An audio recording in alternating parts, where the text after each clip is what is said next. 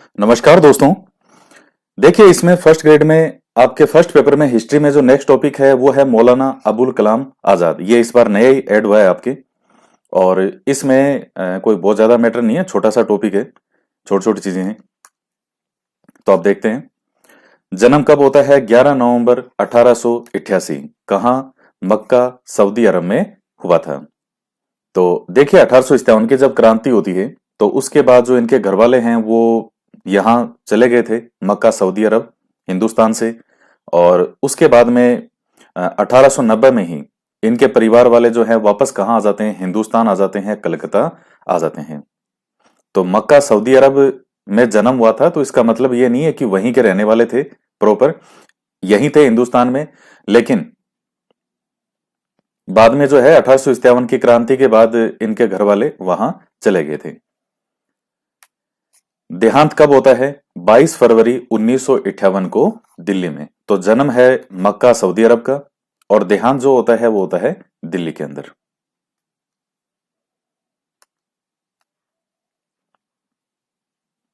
और आप में से एक दो विद्यार्थी पूछ रहे थे सर ये डेट वगैरह सारा याद करना है क्या? तो देखिए, डेट वगैरह सिर्फ आपके एक जनरल इंफॉर्मेशन के लिए है कि किनका जन्म कब होता है। बाकी और कोई ऐसा डेट से या इस तरह से बर्थ ऑफ डेट से ऐसे कभी नहीं पूछा जाता, और ना ही कभी प्रश्न इस तरह का आया है, और ना ही कोई इस तरह की संभावना है। हाँ, ये स्थान थोड़ा ध्यान में रखिएगा। बाकी योगदान जो है इसमें से प्रश्न पूछता है।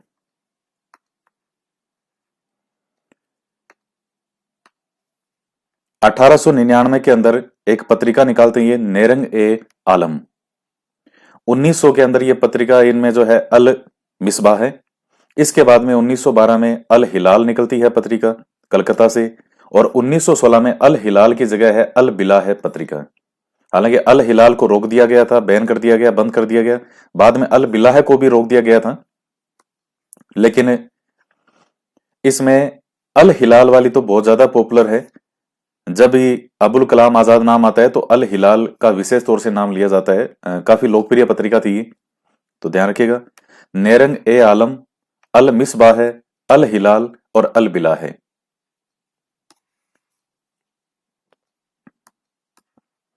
इसके बाद में देखिए, राजनीतिक योगदान की अगर बात करें तो वही बात है कि ये जो समय है, ये जो युग चल रहा है, ये महात्मा गांधी का युग है।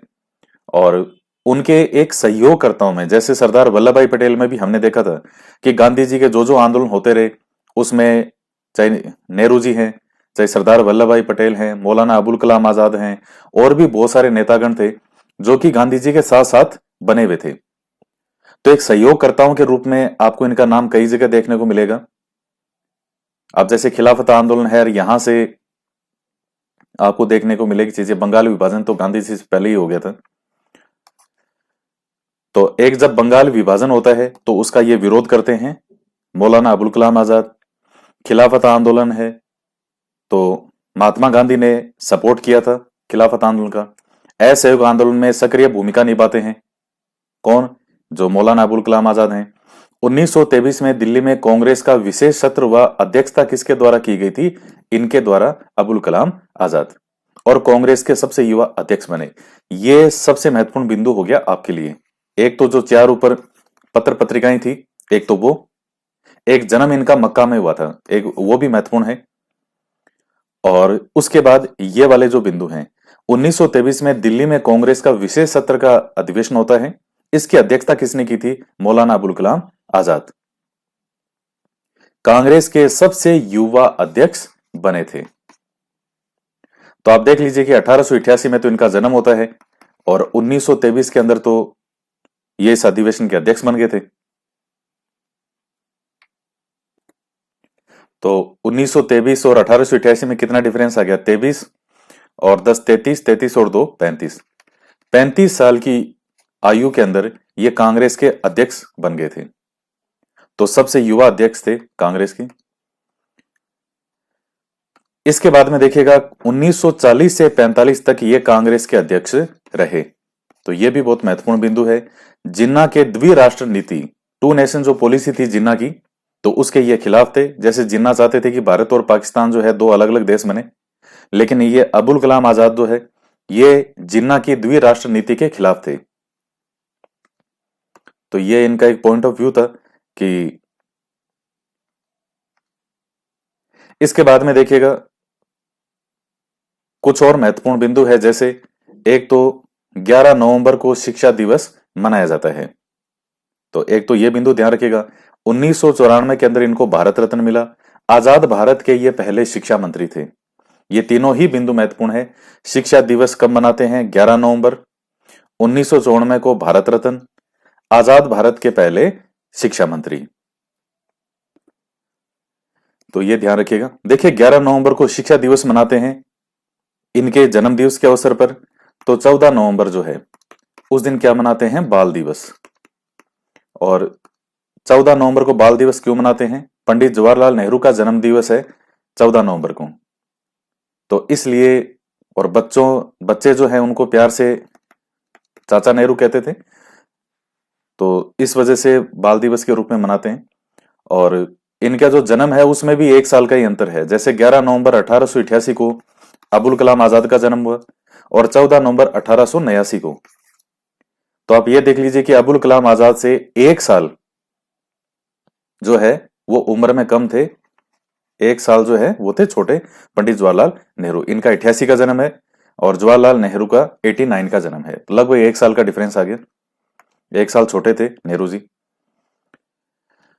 इसके बाद में अब ये भी चीज बहुत महत्वपूर्ण है, इनके बुक्स के बारे में बात करते हैं। India wins freedom. तो एक तो ये पुस्तक है काफी महत्वपूर्ण, जिसके आगे मैंने इंपोर्टेंट लिखा है। और इसके बाद में गुबारे खातिर, तो ये भी महत्वपूर्ण है। दास्तान ए करबला। उसके बाद है basic concept of the Quran. उसके बाद the dawn of hope selections from the Al Hilal. तो ये कई पुस्तकें हैं और उर्दू से संबंधित कई किताबें इनकी और भी है। तो आप ये कुछ मेन किताबें इसमें ध्यान रखिएगा। आपके एग्जाम में पूछी जाने वाली जो ज्यादातर किताबें हैं वो शुरू की ये 2 है, इंडिया विंस फ्रीडम और गुबारे खातिर। बाकी फिर ये भी ध्यान रख लेना, Dastan e Karbala, basic concept of the Quran, the dawn of hope selections from the Al Hilal. और बाकी जो ये दूसरी चीजें हैं आगे की, शिक्षा दिवस, भारत रत्न 1994 में, आजाद भारत के पहले शिक्षा मंत्री। और उसके बाद में ये कुछ जो पत्र पत्रिकाएं हैं, नेरंग आलम, अल मिसबा है, अल हिलाल और अल बिला है। 1890 में कलकत्ता आते हैं। जन्म हुआ था मक्का में, सऊदी अरब। तो जब कलकत्ता आए थे तो इनकी आयु तो कितने वर्ष थी? 2 साल ही थी। ऐसा नहीं है कि खुद चल के आगे, इनके जो घर वाले हैं वो सभी कलकत्ता आ गए, तो ये भी साथ में आना ही था फिर। और 1958 में जो है वो इनका देहांत होता है। तो इनके बारे में इतनी चीजें हैं, जो मेन पॉइंट है वो मैंने सारे आपको बता दिए इसमें। तो इस वीडियो के अंदर इतना ही। नेक्स्ट वीडियो के अंदर आगे और जो हमारा टॉपिक है उसको पढ़ेंगे।